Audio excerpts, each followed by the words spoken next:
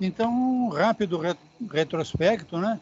O André Luiz passou a frequentar para mim, uma escola, uma faculdade, não sei, chamada Os Mensageiros. Ele foi assistir uma palestra onde o cara lá do Ministério da Comunicação veio falar com os médiums que tinham sido preparados, reencarnaram com a mediunidade e fracassaram. E o auditório estava cheio de pessoas que tinham passado por isso, tinham vindo com a mediunidade, não trabalharam ou trabalharam. Nós estamos vendo vários casos agora, né? Então nós tivemos o caso do Otávio. O Otávio foi preparado durante 30 anos, veio com a mediunidade, os mentores chamaram ele para trabalhar, mas ele não aceitou trabalhar. Ele tinha um vínculo com 6 outros espíritos lá de nosso lar, que iam encontrar com ele como órfãos, e ele não quis saber de nada, né? Ele acabou se casando e no casamento ele teve então contato com inimigos do passado. A mulher e o filho dele eram inimigos do passado. Então a coisa complicou para o lado dele, ele desencarnou e ele contou essa história toda para o André Luiz. Só que ao lado dele estava o Acelino. Então agora no capítulo 8, que nós vamos entrar agora, nós vamos ver o caso do Acelino. Vamos lá. Ia dirigir-me a Otávio novamente, quando alguém se aproximou e falou ao ex-médium com voz forte: "Não chore, meu caro, você não está desamparado. Além disso, pode contar com o devotamento materno. Vivo em piores condições, mas não me faltam esperanças. Sem dúvida, estamos em bancarrota espiritual. No entanto, é razoável aguardarmos confiantes um novo empréstimo de oportunidades do tesouro divino. Deus não está pobre. Voltei-me surpreendido e não reconheci o recém-chegado. Dona Isaura fez o obséquio das apresentações. Estávamos diante de Acelino, que participa a mesma experiência." Dá uma paradinha aí. Então, esse Acelino viu que o Otávio ficou todo emocionado de contar o caso dele. Aí o Acelino falou assim: "Ô, cara, o teu caso não é tão grave não, não chora não, cara. Então você sempre pode contar com o devotamento materno, que a mãe dele está intercedendo pelo Otávio, né? Querendo que o pessoal aí dos mensageiros faça um novo programa para ele, né?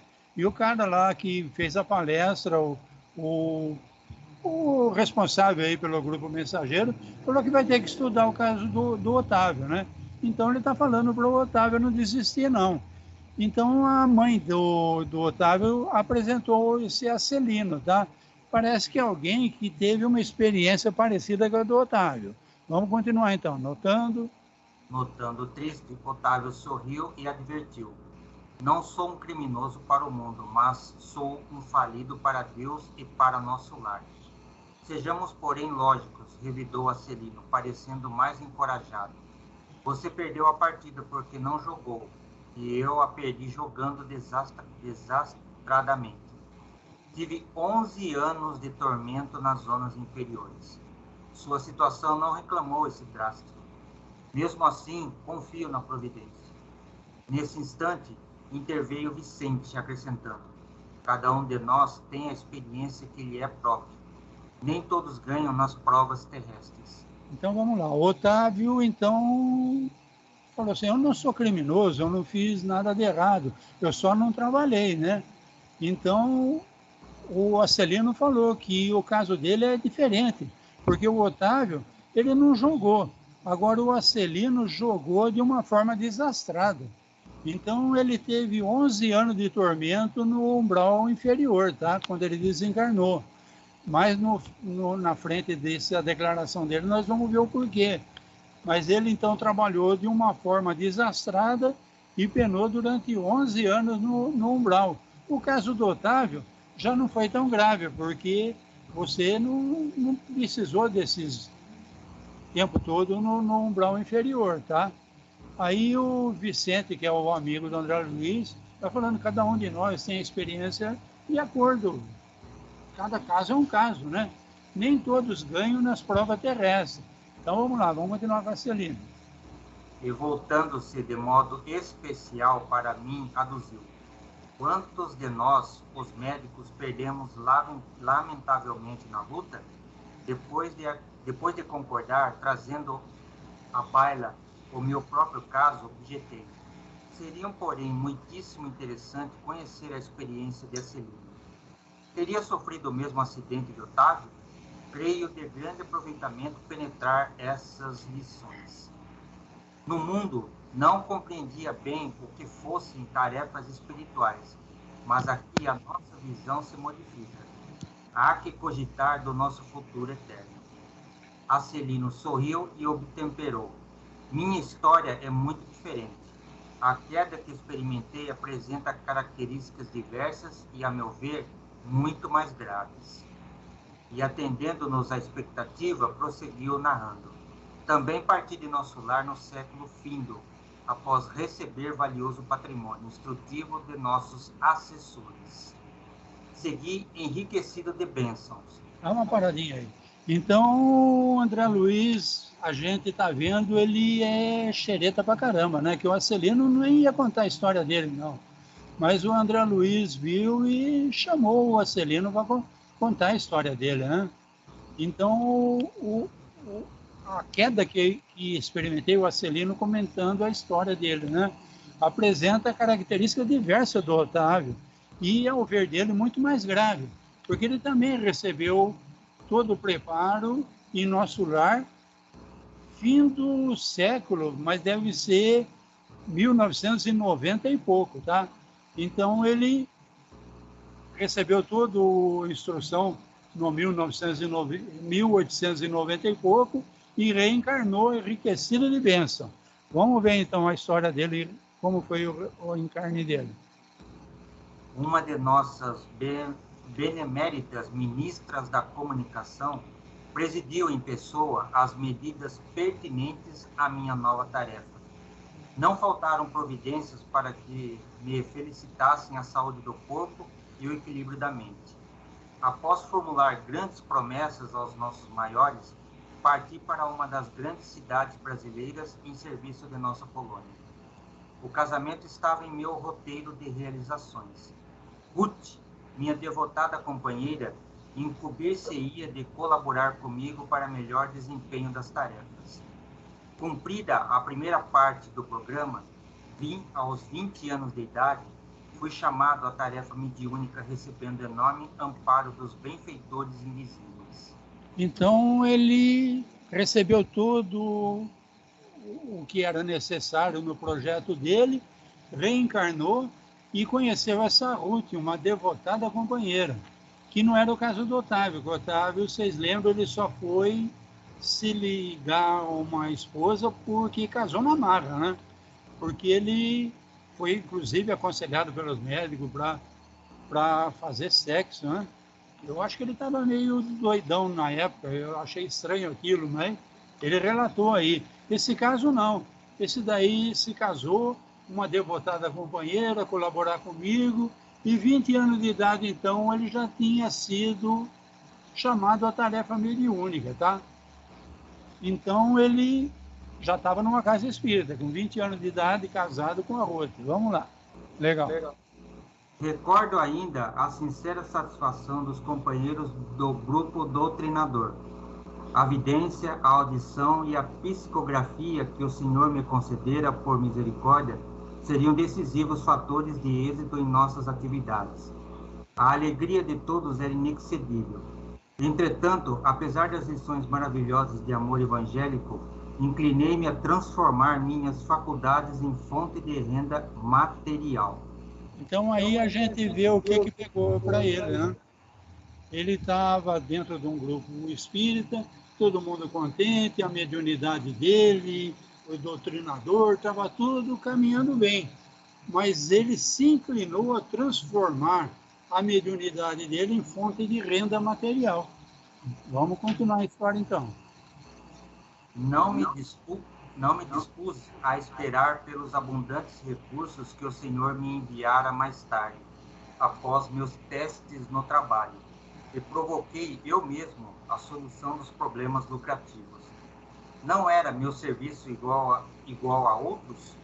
Não recebiam os sacerdotes católicos romanos a remuneração de trabalho espiritual e religiosos? Se todos pagávamos por serviços ao corpo, que razões haveria para fugir ao pagamento por serviços à alma? Amigos, inscientes do caráter sagrado da fé, aprovava as conclusões egoístas. Admitíamos que, no fundo, o trabalho essencial era dos desencarnados, mas também havia colaboração minha, pessoal, como pelo que devia ser justa a retribuição. Então, ele parece que desistiu do grupo onde ele tinha se iniciado, né? Nós estamos falando aí ano 1900 e pouquinho, né? O livro foi escrito em 1940. Então, ele parece que arrumou uns amigos que aprovavam a ideia egoísta dele, né? Então, eles admitiam que esse trabalho de consulta mediúnica aos espíritos tinha que ser cobrado mesmo, tá? Vamos lá. Debalde movimentaram-se os amigos espirituais aconselhando-me o melhor caminho. Em vão, companheiros encarnados chamavam-me a esclarecimento oportuno. Agarrei ao interesse inferior e fixei meu ponto de vista. Ficaria definitivamente por conta dos consulentes.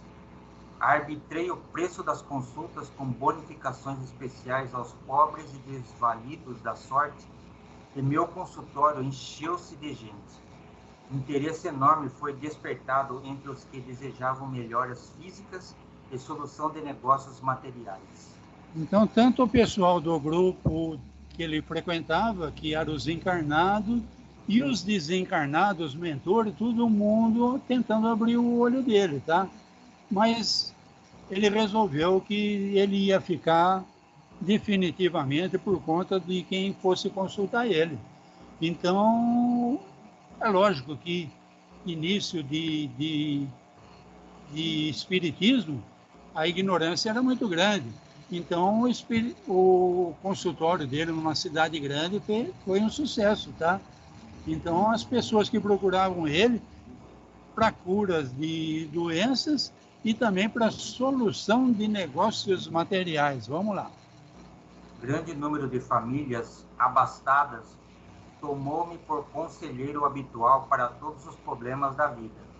As lições de espiritualidade superior, a confraternização amiga, o serviço redentor do Evangelho e as preleções dos hemisférios divinos ficaram à distância. Não mais a escola da virtude, do amor fraternal, da edificação superior, e sim a consulta comercial, as ligações humanas legais ou criminosas, os caprichos apaixonados, os casos de polícia e todo um cortejo de misérias da humanidade em suas experiências menos dignas. Transformará-se completamente a paisagem espiritual que me rodeava. Então, quando ele abriu esse consultório... Bom, desculpa, vai. E quando ele abriu esse consultório, então, ele fez sucesso, tá? E ele passou a trabalhar da forma que a gente vê nos filmes americanos. Os médiums trabalham resolvendo caso de polícia, dando conselho para negócios.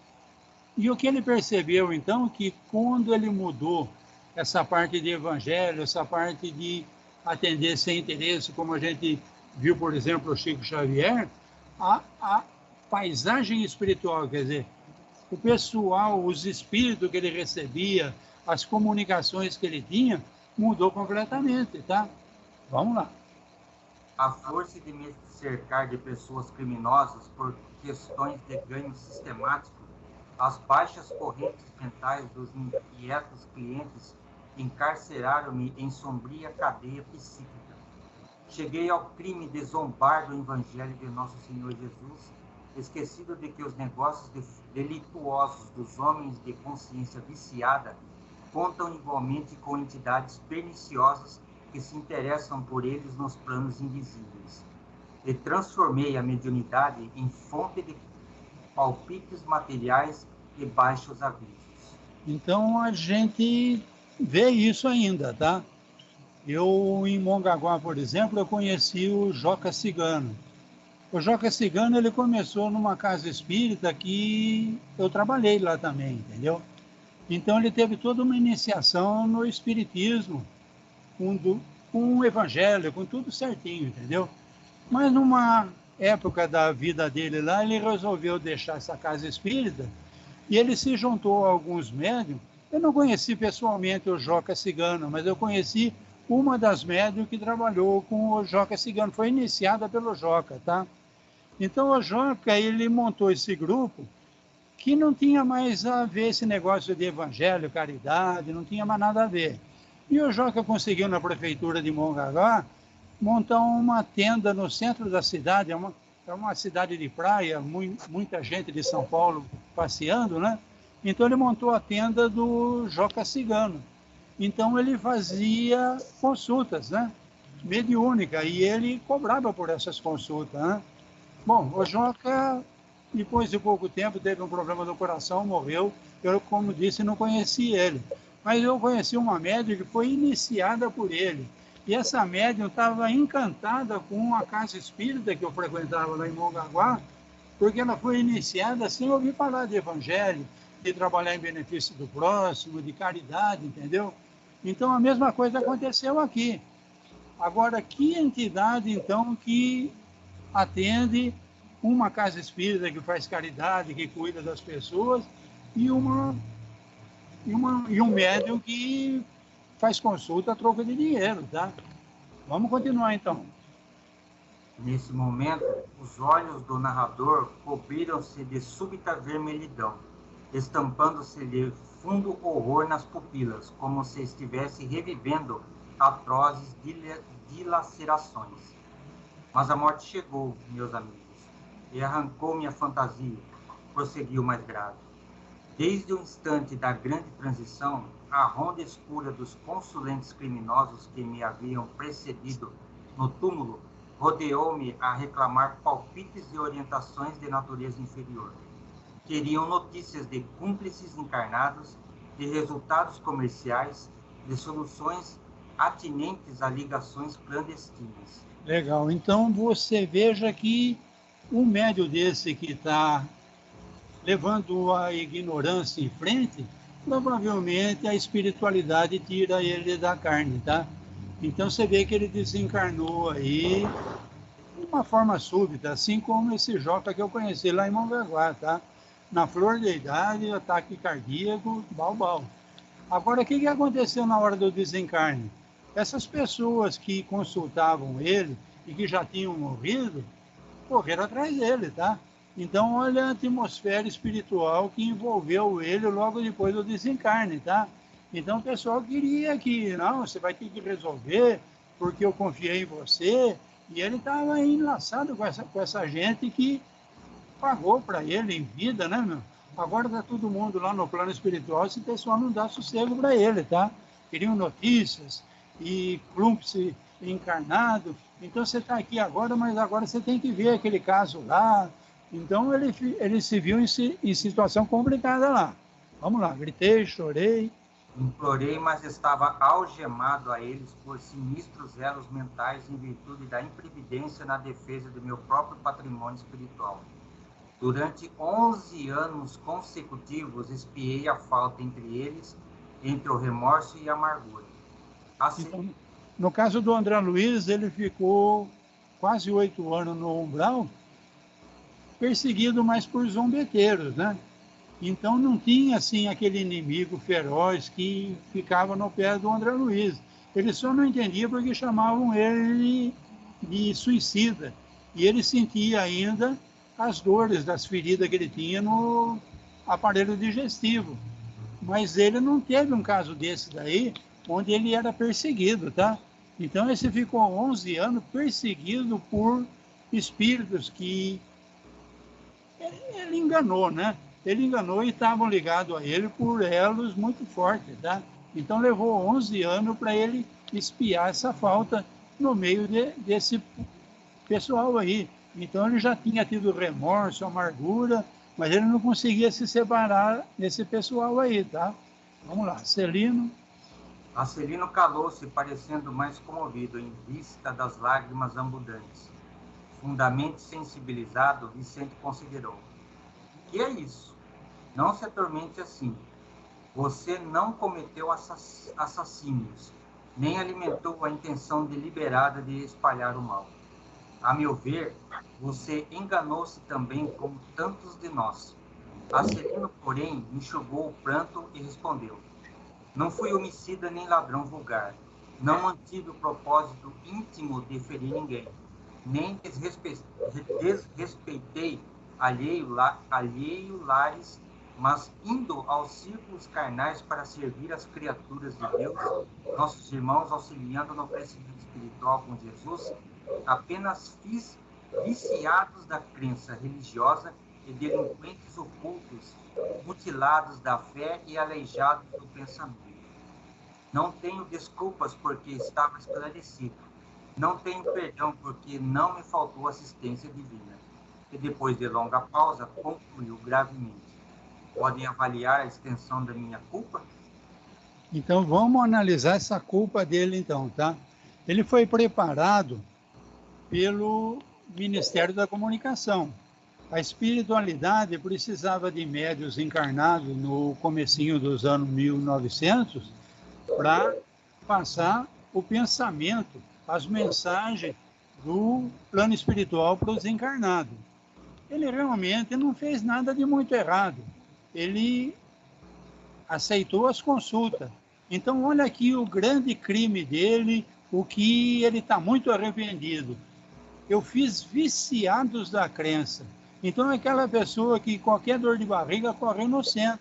E o médium responde. E o médium fala assim, não, isso é assim, não, isso é assado, você tem que isso, você tem que aquilo. O que esse médium está fazendo? Em vez de esclarecer, em vez de falar da doutrina dos espíritos, em vez de falar do evangelho, o médium está se metendo onde não deve. O médium está provocando que essa pessoa que consultou ele se torne viciado na crença religiosa. Delinquentes ocultos. Delinquente oculto é os negócios, né? Então, ele era consultado por negociantes que queriam conselho. Compro, vendo, está barato ali. Então, delinquentes ocultos. O pessoal não estava interessado no bem de ninguém. Eles queriam fazer bons negócios, procuravam ele. Mutilados da fé e aleijados do pensamento. Novamente, o caso do médium que recebe a consulta e dá palpite, entendeu? Então, você acha que o meu casamento não está dando certo porque é coisa da outra vida, ou não porque você tem dívida do passado, você tem que aguentar isso, você tem que aguentar aquilo. Quer dizer, o médium não pode de maneira nenhuma se meter a dar conselho, entendeu? Cada caso é um caso. O médium, no caso, ele pode falar no máximo o que a doutrina diz, o que o evangelho diz. Agora, o que a pessoa tem que fazer, jamais o médium pode fazer. E é o que esse Acelino fazia, tá? Ele montou um consultório para dizer para as pessoas o que as pessoas tinham que fazer. Foi assim que eu entendi, então, o grande remorso do Acelino. E vocês, como é que vocês entenderam isso daí? Ou seja, a função dele aqui na verdade, era auxiliar esses irmãos, né, encarnados, a resolver eles mesmos os seus próprios conflitos, em vez de opinar como ele tem que fazer, como ele tem que, né, agir, como ele tem que trabalhar em cima daquilo lá para obter, ou seja, desviando do que realmente ele tinha que fazer, né? Você entendeu? Foi mais ou menos o que Jesus fazia, tá? Mais ou menos o que o Chico Xavier falava. Você não pode mudar o passado. Então, se você tem dívida do passado, se você não tem dívida, se você está pagando karma, se você não está pagando karma, nada disso interessa. O que passou, você não tem controle, acabou, aconteceu. O que você pode fazer é, a partir de agora, escrever o teu futuro. Então, você pode mudar. Vai e não peque mais, Jesus falava, né? Então, muda você.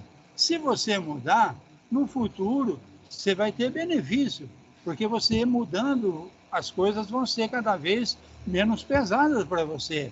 Agora, se você entra nessa daí, não, lá no centro me falaram, você é meu inimigo do passado, a gente vai ter que se aguentar um ou outro, jamais um centro pode falar isso, entendeu? Ninguém pode falar isso. A pessoa tem que chegar às conclusões dela, sempre procurando o bem, tá? Você, de repente, tem uma dívida com a pessoa mesmo.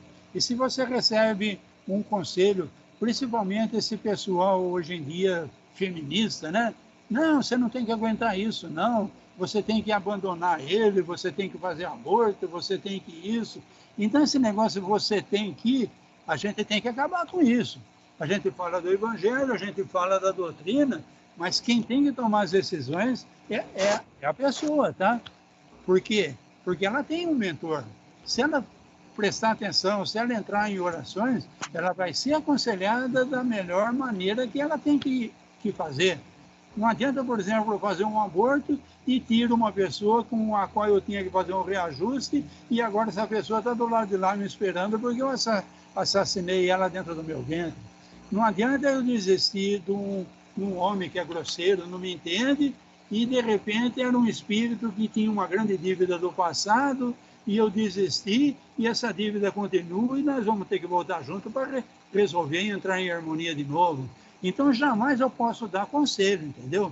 Eu posso falar, olha, a doutrina, nesse caso, fala isso, o evangelho, nesse caso, fala aquilo, mas a decisão tem que ser sempre da pessoa, entendeu? Para mim, não fazer viciados da crença religiosa. Então, pessoa que qualquer dor de barriga corre no centro. Então, é o grande remorso desse Acelino aí. Ele fez viciados da crença religiosa. Entendi. Bom, vamos continuar então ouvindo impressões. Terminando o caso do Acelino, ele saiu com o Vicente aí, ele vai ouvir algumas conversas aí, tudo pessoal que acabou de ouvir a palestra, e essa palestra era para médium que tinha vindo encarnado com mediunidade e fracassaram, tá? Então vamos continuar no capítulo 9, ouvindo impressões das pessoas que ouviram a palestra, tá? Deixando Acelino em conversa mais íntima com Otávio, fui levado por Vicente a outro ângulo da sala. Muitos grupos se mantinham em palestra interessante e educativa, observando eu que quase todos comentavam as derrotas sofridas na Terra. Então, o André Luiz é muito xereta, né? Acabou a história do Otávio, do Acelino, e ele está prestando atenção nas conversas. E ele está vendo que as conversas é tudo gente que foi para a Terra e sofreu derrota. Vamos lá. Fiz quanto pude, exclamava uma velhinha simpática para duas companheiras que a escutavam atentamente. No entanto, os laços de família são muito fortes. Algo se fazia ouvir sempre com voz muito alta em meu espírito, compelindo-me ao desempenho da tarefa. Mas, e o marido? Nunca se conformou. Olha que legal, né? Então ele escutou uma velhinha conversando com as outras lá. Eu também fui lá com tudo de acordo para mim fazer a minha tarefa. Mas os laços de família são muito fortes. Quer dizer, nunca a culpa é da pessoa. Ela está pondo a culpa na família. E o meu marido, então, ele nunca se conformou. Ela era médium. Ela era sendo chamada pelos espíritos superiores a trabalhar. Mas o marido não concordava muito, não. Então, ela não só não trabalhou, como está pondo a culpa no marido. Vamos lá. Se os enfermos me procuravam no receituário comum, agravava-se-lhe a neurastenia. Se os companheiros de doutrina me convidavam aos estudos evangélicos, revoltava-se ciumento. O que pensam vocês? Chegava a mobilizar minhas filhas contra mim. Então está meio confuso aqui, mas vamos dar uma explicadinha. Quando procuravam ela por problema de saúde, de receituário, o marido ficava neurastêmico. Não, esse negócio dessa gente aí procurando, querendo consulta aqui em casa, está tudo errado. O pessoal do centro convidava ela para os estudos, ele ficava todo ciumento. E ele chegava a mobilizar as filhas dela contra ela, tá? Vamos lá. Como seria possível, em tais circunstâncias, atender a obrigações mediúnicas? Todavia, ponderou uma das senhoras que parecia mais segura de si. Sempre temos recursos e pretextos para fugir às culpas. Então, uma das que estava conversando com essa velhinha parece que era mais esclarecida, tá? Ela falou assim, mas a gente sempre tem recurso, pretexto, para fugir dessas culpas aí. Vamos ver o que ela vai falar agora. Encaremos nossos problemas com realismo. Há de convir que, com o socorro da boa vontade, sempre lhe ficariam alguns minutos na semana e algumas pequenas oportunidades para fazer o bem. Talvez pudesse conquistar o entendimento do esposo e a colaboração afetuosa das filhas, se trabalhasse em silêncio, mostrando sincera disposição para o sacrifício. Nossos atos, Mariana, são muito mais contagiosos que as nossas palavras. Então, olha o conselho que ela está dando. Essa senhora, então, ficava toda ofendida porque o marido não entendia, porque as filhas não compreendiam, e também não trabalham mais, não sou compreendida nessa casa, e reclamava. Essa amiga dela, que parece que tem mais o pé no chão, falou que com mais humildade ela conseguiria. Se ela tivesse mais boa vontade, ela conseguiria alguns minutos na semana para fazer algum trabalho em benefício do bem, entendeu? E que a melhor maneira dela conquistar o entendimento do esposo e a colaboração das filhas seria trabalhar em silêncio, mostrando sincera disposição para o sacrifício. Então, ser uma pessoa bondosa, humilde, porque para ele o jeito aí, quando ela era contrariada, ela subia na tamanca e brigava com todo mundo também, tá? Então, a outra estava falando, você devia ir mais devagar, com a bondade, com o exemplo, com o tempo você ia ser mais contagioso do que com as palavras, tá? Vamos lá. Sim, respondeu a interlocutora, emitindo voz diferente. Concordo com a observação. Em verdade, nunca pude sofrer a incompreensão dos meus, sem reclamar. Para trabalharmos com eficiência, tornou a companheira sensata. É preciso saber calar, antes de tudo. Teríamos atendido perfeitamente aos nossos deveres se tivéssemos usado todas as receitas de obediência e otimismo que fornecemos aos outros. Que legal. Então, veja bem, realmente eu não conseguia ser contrariada sem reclamar. Eu reclamava mesmo, tá? Então, a outra ponderada aí falou assim, nós teríamos atendido de uma forma muito melhor se a gente usasse o que a gente aconselha para os outros, tá? Então, as receitas de obediência, de otimismo, que a gente fornece para os outros, a gente deveria usar para a gente, né? Aí a gente conseguiria. Vamos lá. Aconselhar é sempre útil, mas aconselhar excessivamente pode traduzir esquecimentos de nossas obrigações. Assim digo, porque meu caso, ao dizer, é muito semelhante ao seu. Fomos ao círculo carnal para construir com Jesus, mas caímos na tolice de acreditar que andávamos pela terra para discutir nossos caprichos. Então, essa ponderada aí também tinha um caso parecido, tá? Ela também veio, mas ela também caiu na tolice de acreditar que ela andava pela terra para discutir, eu tenho razão, você está errada, é assim que se faz, não é assim que se faz. Vamos lá, vamos continuar. Não executei. Minha tarefa mediúnica em virtude da irritação que me dominou, dada a indiferença dos meus familiares pelos serviços espirituais. Nossos instrutores aqui muito me recomendaram, antes que para bem ensinar, é preciso exemplificar melhor. Entretanto, por minha desventura, tudo esqueci no trabalho temporário da terra. Se meu marido fazia ponderações, eu criava refutações. Não suportava qualquer parecer contrário ao meu ponto de vista em matéria de crença, incapaz de perceber a vaidade e a tolice dos meus gestos. Das irreflexões nasceu minha perda última, na qual agravei de muito as responsabilidades. Então é aquela discussão que dá na casa, né? A mulher é chamada para trabalho mediúnico, o marido não concorda e dá aquela brigaiada na casa e o trabalho não sai, tá? Então vamos lá, quase mensalmente. Joaquim e eu nos empenhávamos em discussões e então trocávamos apenas os insultos contundentes, mas também os fluidos venenosos segregados por nossa mente rebelde e enfermiça. Entre os conflitos e suas consequências, passei o tempo inutilizado para qualquer trabalho de elevação espiritual. Então, a discussão não era só discussão, tá? Era ofensa. Eles, insultos contundentes, quer dizer, isso era ofensa, um ofendia o outro. E, em consequência, fluidos venenosos eram gerados, né? Então, devia ser um lar muito conflituoso, um lugar de mentes enfermiças, tá? Então, desequilíbrio total, tá? E ela ficou, então, inutilizada para qualquer trabalho de elevação espiritual. Aí o Vicente chamou, vamos lá. Nesse instante, chamou-me Vicente para apresentar um amigo. Ao nosso lado, outro grupo de senhoras conversava animadamente. Afinal, Ernestina, indagava uma delas mais jovem. Qual foi a causa do seu desastre? Apenas o medo, minha amiga, explicou-se a interpelada.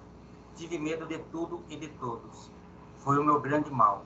Então aqui o Vicente chamou, mas o André Luiz esticou a orelha para uma outra Ernestina que estava conversando.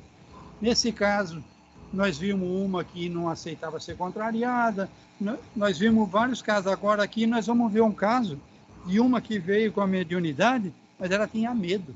Ela tinha medo de tudo e de todos. Esse foi o meu grande mal. Vamos lá. Mas como tudo isto impressiona, você foi muitíssimo preparada. Recordo-me ainda das nossas lições em conjunto. As instrutoras do esclarecimento confiavam extraordinariamente no seu concurso. Seu aproveitamento era um padrão para nós outros. Sim, minha querida Lesta, suas reminiscências fazem-me sentir com mais clareza a extensão da minha bancarrota pessoal. Entretanto, não devo fugir à realidade. Fui a culpada de tudo. Então, essa daí parece que na preparação, antes de encarnar, ela era um destaque, ela servia de exemplo para as companheiras dela, porque parece que a preparação dela foi muito interessante e ela compreendia tudo, mas quando chegou aqui, ela teve medo, tá? O que impediu ela foi o medo. Vamos continuar a ver o caso dela. Preparei-me o bastante para resgatar antigos débitos e efetuar edificações novas. Contudo, não vigiei como se impunha. O chamamento ao serviço ressoou no tempo próprio, orientando-me o raciocínio a melhores esclarecimentos. Nossos instrutores me proporcionavam os mais santos incentivos, mas desconfiei dos homens, dos desencarnados e até de mim mesma. Nos estudiosos do plano físico, enxergava pessoas de má fé. Nos irmãos invisíveis, presumia encontrar apenas galhofeiros fantasiados de orientadores e em mim mesma receava as tendências nocivas. Muitos amigos tinham conta de virtuosa pelo rigorismo de minhas exigências.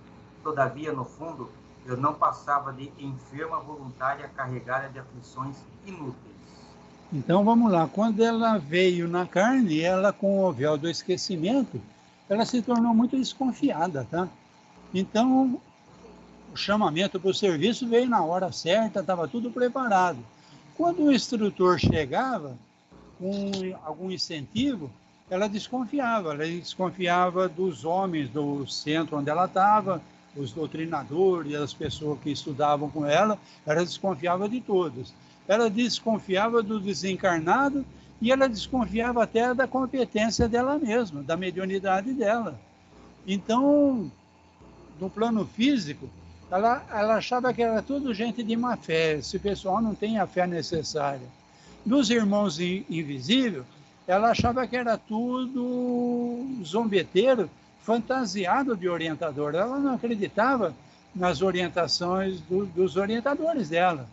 E nela mesma, ela achava que eu não sou tão boa para o serviço, então ela via nela tendências nocivas. Muitos amigos do grupo onde ela trabalhava achavam que ela tinha virtudes por causa do rigor dela. Ela não aceitava tudo que falavam para ela, ela desconfiava de tudo. Então o pessoal tinha ela como uma pessoa muito cuidadosa, muito virtuosa até, né? Mas no fundo, ela não passava de uma doente voluntária, tá? Porque ela era carregada de aflições que eram inúteis. Para que essas aflições todas? Ela não confiava em ninguém, nem encarnado, nem desencarnado, nem nela mesma. Foi uma grande infantilidade da sua parte, retrucou a outra. Você olvidou que na esfera carnal o maior interesse da alma é a realização de algo útil para o bem de todos, com vistas ao infinito e à eternidade. Nesse mister é indispensável contar com o assédio de todos os elementos contrários. Ironias da ignorância, ataques da insensatez, sugestões inferiores da nossa própria animalidade surgirão com certeza no caminho de todo trabalhador fiel. São circunstâncias lógicas e fatais do serviço, porque não vamos ao mundo psíquico para descanso injustificável, mas para lutar pela nossa melhoria, a despeito de todo impedimento fortuito. Então, olha aí o que acontece com o médium, né? Ele começa a trabalhar a ignorância, a ironia, os ataques de insensatez, sugestões de inferioridade, a nossa própria animalidade. Animalidade, o que é? Aquilo que a gente traz de desejo, de gula, de preguiça, são coisas da nossa animalidade, que tudo isso daí vai aparecer para o médium. O médium não é um santinho que vem pronto, eu vim aqui trazer a mensagem de Deus para vocês. Não é assim. Então ele vai viver um dia a dia com toda essa vicissitude. E nós vamos no mundo, não foi para descanso, foi para dar o exemplo. Apesar de toda essa contrariedade, o médium, no caso, vai lutar para a melhoria. Então, vamos lá, vamos continuar. Compreendo agora. Disse a outra. Todavia, o receito das mistificações prejudicou minha bela oportunidade. Minha amiga, tornou a interlocutora, é tarde para lamentar. Tanto tememos as mistificações que acabamos por mistificar os serviços do Cristo. Eu ouvi a palestra com interesse crescente, mas o companheiro levou-me adiante para novas apresentações. Então, o companheiro, no caso, é o Vicente. O Vicente está chamando o André Luiz, porque o André Luiz dá a orelha comprida na conversa das senhorinhas lá, tá?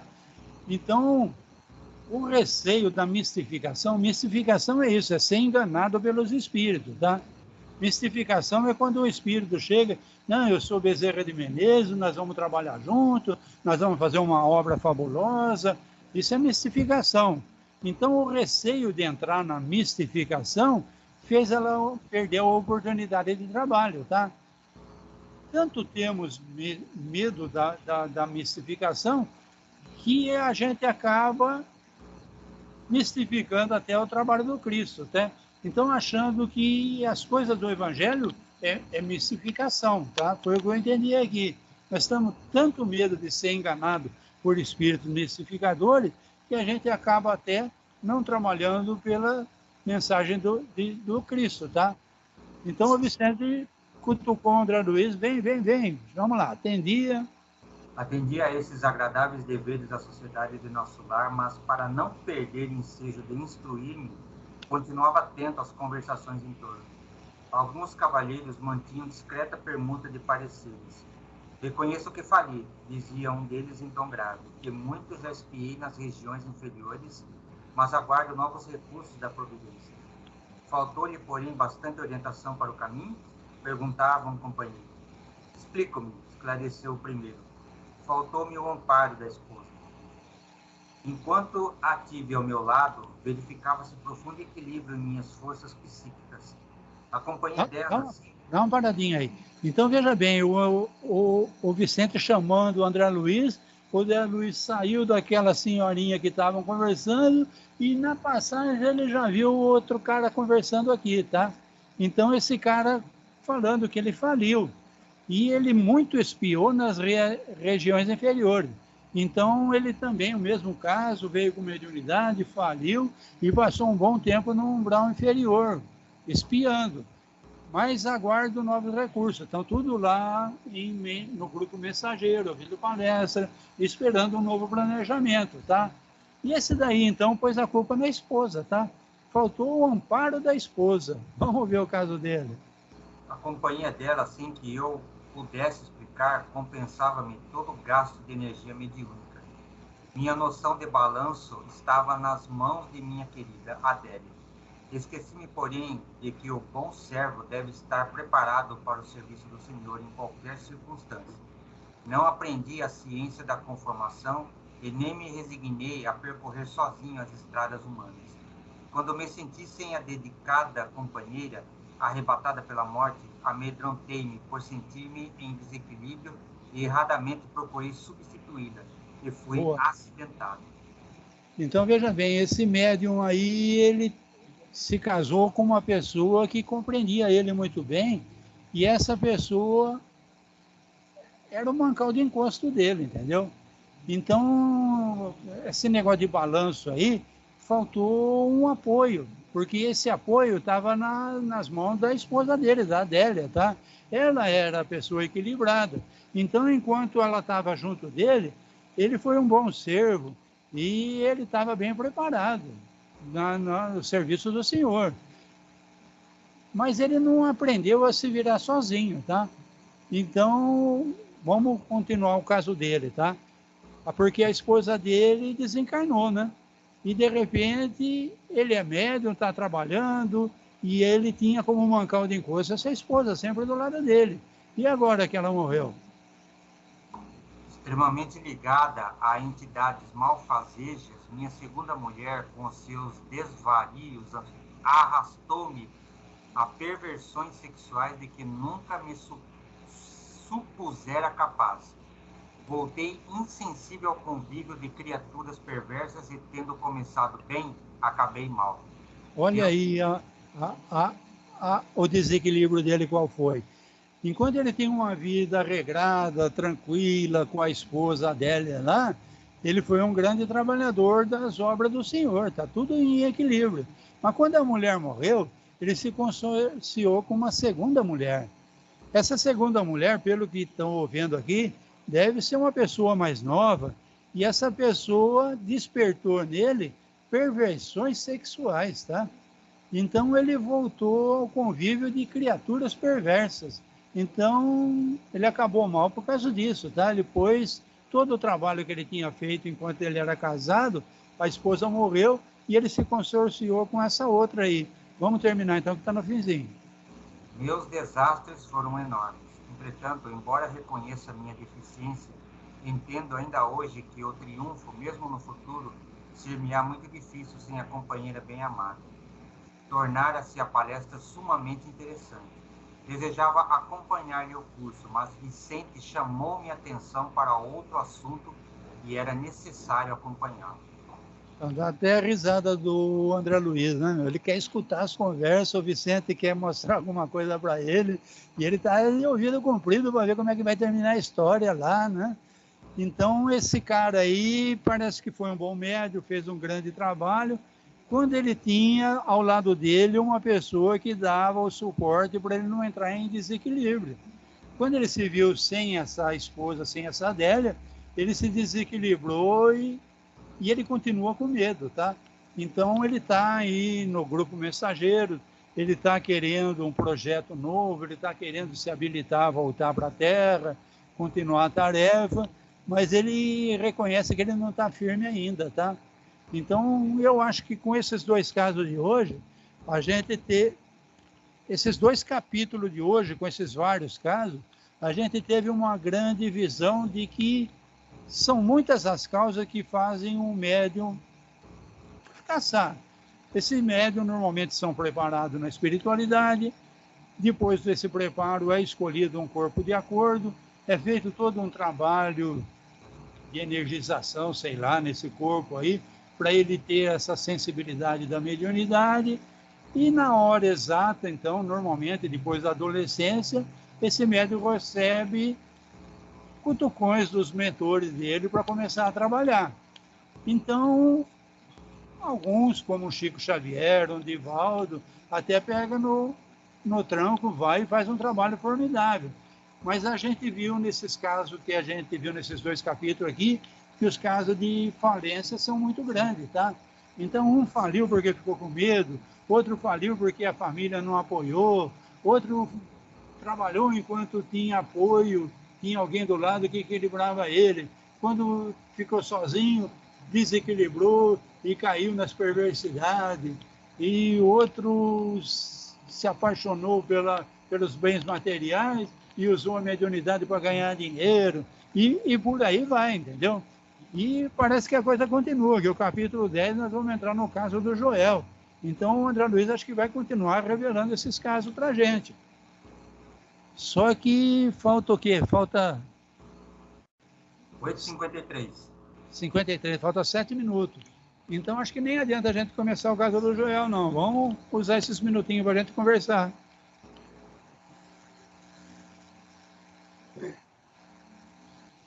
Mariana, agora comentando sobre você falou dos capítulos aí. Isso. A gente, raramente aqui no nosso evangelho, eu comento com a minha mãe aqui, né, que a gente planeja as coisas lá em cima, né? Não, eu vou lá, eu vou ser uma carta viva, eu vou divulgar, eu vou falar, mas chega aqui, a gente se depara com situações aí que ou não tem o apoio da família, ou não tem o apoio da esposa e tal, né? Caso do último aqui que falou que a esposa faleceu, que o apoio dele estava na esposa, e depois que ela faleceu ele não conseguiu mais ter esse apoio, né?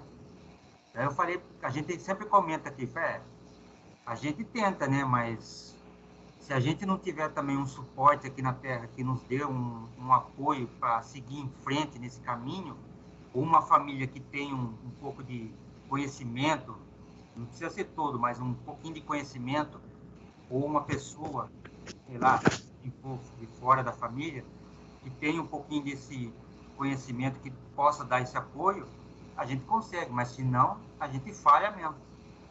Então, eu acho que a resposta para a gente aqui nesse estudo hoje está no Evangelho segundo o Espiritismo. Você pega o Evangelho, você abre numa página, fala de orgulho, fala de vaidade. Você muda de página, fala de orgulho, fala de vaidade. Conclusão que eu chego, nós tivemos 300 vidas. Nas 300 vidas, a gente sempre foi muito orgulhoso, muito vaidoso, muito cheio de querer ser. E quando a gente se encontra hoje em dia, como você falou, as coisas em volta, a gente começa a crescer no orgulho. Os médios bem-sucedidos que a gente viu no estudo, precisaria de uma humildade, de uma bondade, mas a gente não está preparado ainda, tá? A gente está em fase de se preparar para fazer um grande trabalho mais na frente. E o Evangelho segundo o Espiritismo, qualquer página que você abrir, vai falar. Você tem que ser caridoso, você tem que pensar no próximo, você tem que ver o ponto de vista do próximo, você tem que ser uma pessoa boa. Para quê? Para superar o teu orgulho, a tua vaidade. A hora que você conseguir superar o teu orgulho, a tua vaidade, vai ficar mais fácil de você aceitar um trabalho. Porque alguém não concorda com você, você fala, você tem razão, mas por outro lado, você continua conversando numa boa. Você não vai peitar a pessoa. Quando você peita a pessoa, é o teu orgulho lá daquelas vidas passadas que tomou a frente, entendeu? Exatamente. Então, os desequilíbrios, essas tentações, são tendências que a gente traz das outras vidas, pô. E a gente realmente não vai mudar, passe de mágica, não. Não, eu agora me tornei espírita, tudo vai ser diferente. Calma aí que não vai ser assim, não. Nós vemos no estudo de hoje que as contrariedades vão aparecer, os inimigos do passado vão achar você, o bonitinho lá pregando o evangelho, vamos ver se ele está firme mesmo. E vem e cutuca você, e cutuca, para ver se você dá uma bambeada, tá? Então, o que você está falando acontece com você, comigo e com todo mundo, tá, Sérgio? São raríssimos os que são bem-sucedidos, você tem toda a razão. Pô. Você gostou? Deixe seu like, inscreva-se no canal, acione o sininho.